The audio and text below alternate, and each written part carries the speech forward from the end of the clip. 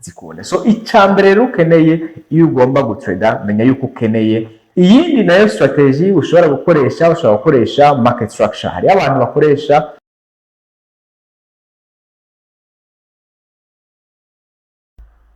mbega trading urashobora kuyikora nk'umwuga. Icyo nicyo kibazo nagumye ndonka kenshi cyane.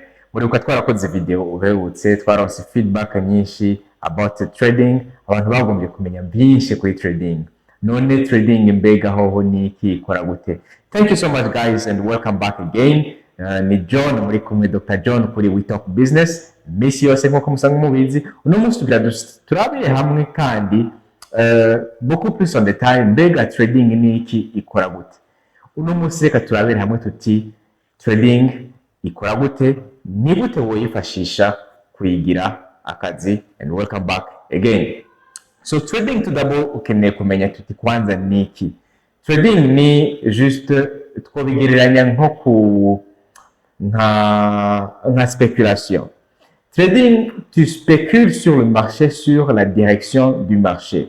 Motibisigura iki? Abantu benshi baragiye mu mascam menshi, baragiye mu bintu by'ama application, abantu babahenda ngo iyi ni trading, ibi ni ibintu ushobora kuzanamwo amafaranga ugashiramwo. Uno munsi tugira turabire hamwe ingene trading ikora, ingene woyifashisha ku buryo nta muntu azosubira kuguhenda ngo shira amafaranga muri iki yitwaje ngo ni trading, kuko abantu benshi barahomba amafaranga ku bintu byinshi byitwaje ngo ni trading. So trading rero nkuko twabibabwiye ni juste guspecula sur le marché, ukavuga uti ndizera yuko nifashishije ama information naronse nahawe canke amakuru ariko aravugwa hirya no hino, ndabona yuko direction ya marché iza kuduga canke direction ya marché iza kumanuka.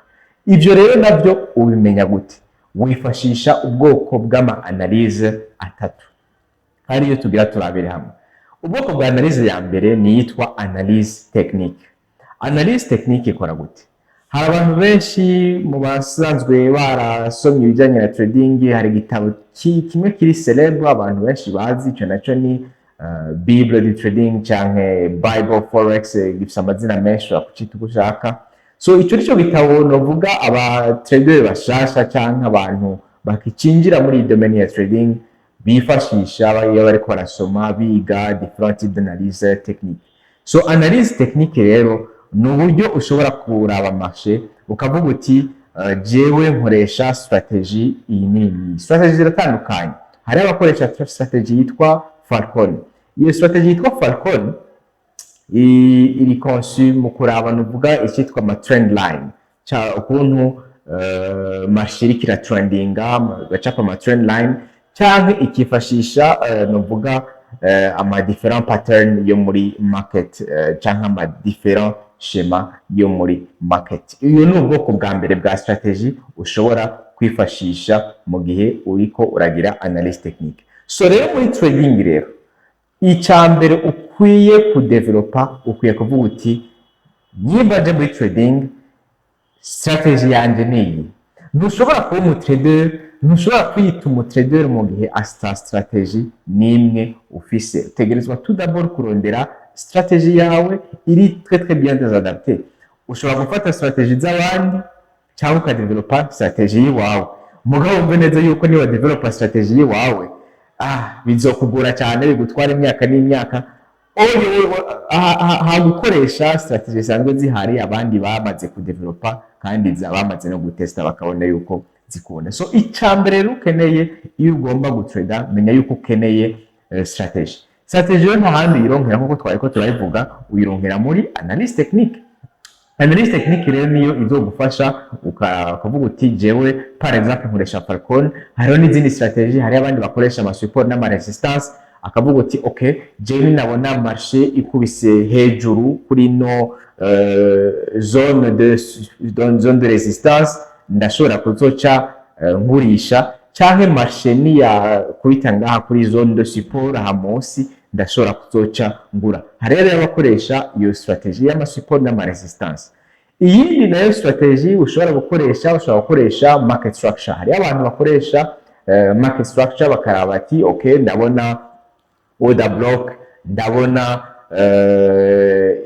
marché ifise tendance canke structure yayo yabaye broken canke ntiraba broken. Hariho n'abandi bakoresha ama Fibonacci, ni ukuvuga hari ubwoko bw'amastrategie menshi ushobora gukoresha muri trading. Bisigurikire wewe uno munsi uri kurandaba niba uvuga uti nkeneye gutangura trading, nkeneye gukora trading nkuko ndavyifuza, banza udevelope strategie canke banza urabe strategie abandi bakoze ikora aba ariyo nawe utangura gukoresha. Ico ni cambere.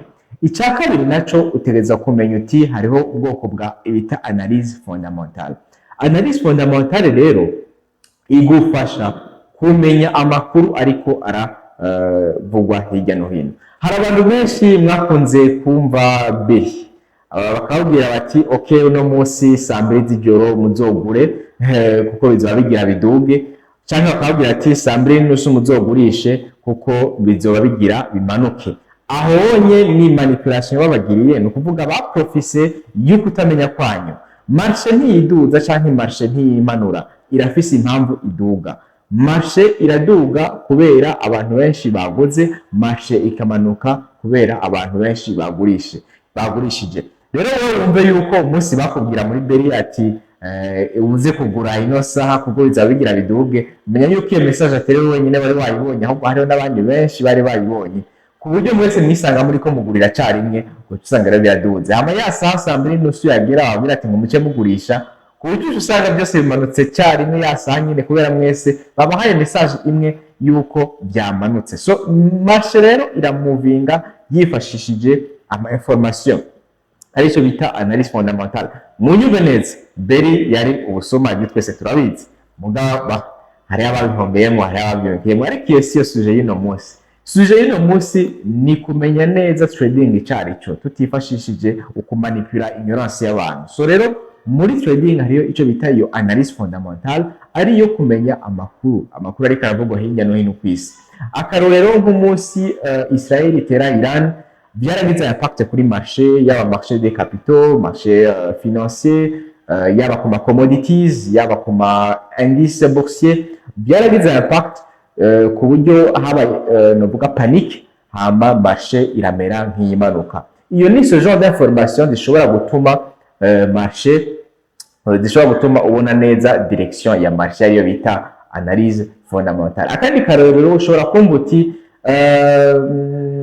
uno munsi reka dufate nko ku bihugu aho usanga marché boursier ziteye imbere, aho usanga hari amakampani asanzwe akora ibintu bitandukanye kandi ayo makampani ari listé muri marché boursier. Ushobora kumva rero muri ibyo bihugu ukavuga uti numvise yuko ijya company igira yubake ibarabara, bagira bayihe marché y'ibarabara. Comme rero izo company usanga ziri listé mu marché boursier, ukavuga uti okay, nimba iyo company bagira bayihe marché yo kubaka rijya barabara, ça veut dire yuko stock yayo izoshobora kugira un peu de mouvement, kuvuga kuduga, ugaca uprena position ukavuga uti ndizera yuko ino stock igira iduge hamu ukagura na karorero.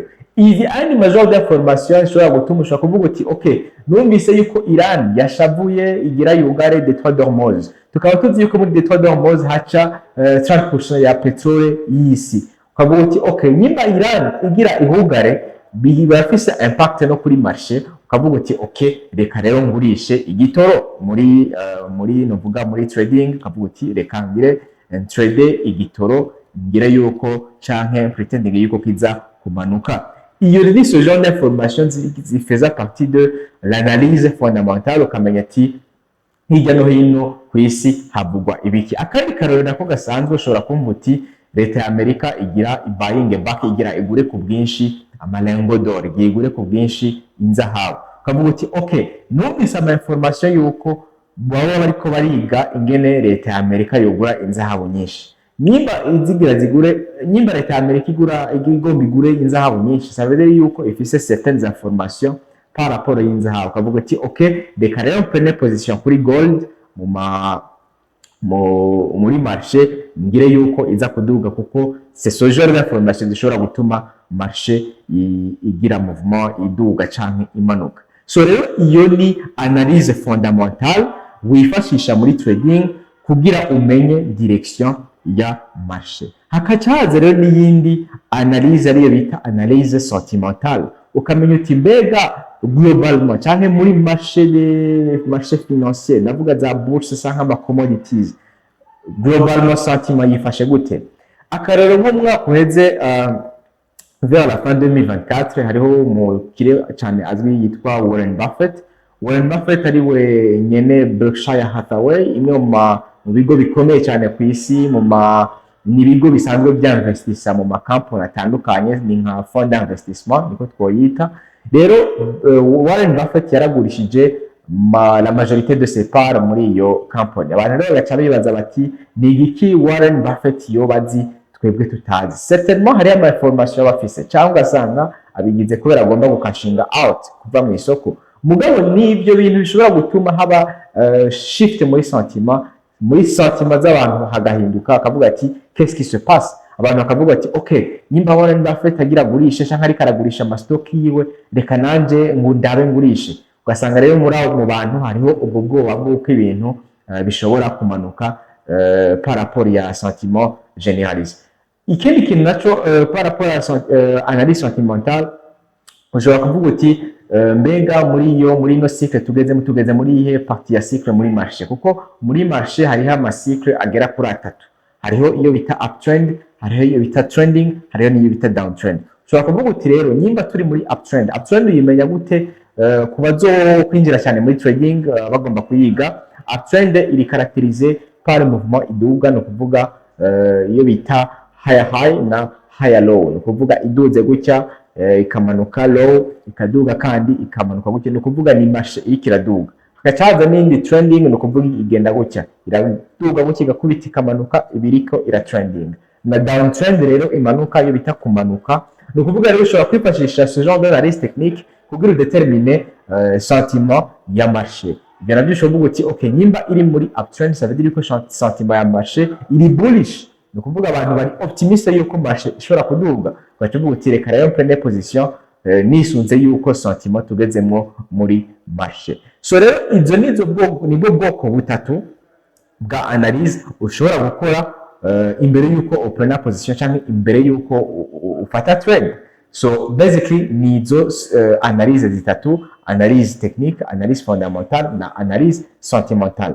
Abantu rero baca kubibaza bati none mbega none ibyo turabimenye ni gute no trader, ni gute no tangura? Guys, hariho beaucoup plus d'informations. Icyambere ukeneye ni umubroker.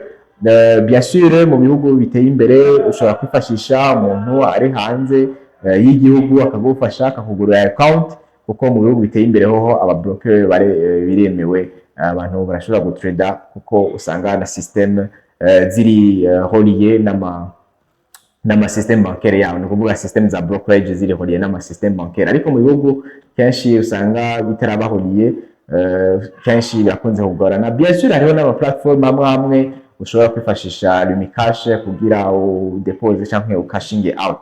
So rero icyambere ukeneye ni umubroker rero niwe azogufasha, no kuvuga ni yo platform, hama ukifashisha mu guprena des décisions sur tes trades. So rero izo analyse zitatu urashobora kuzifashisha nejo bundi ukabuzi yuko imbere yuko kandi yo gutrada ukeneye icyo bita strategy rero ziri ubwoko bwinshi. Hariho Falcon, hariho support resistance, hariho trendline, hariho etc. market structure, hariho trader volume, ibintu byinshi cyane.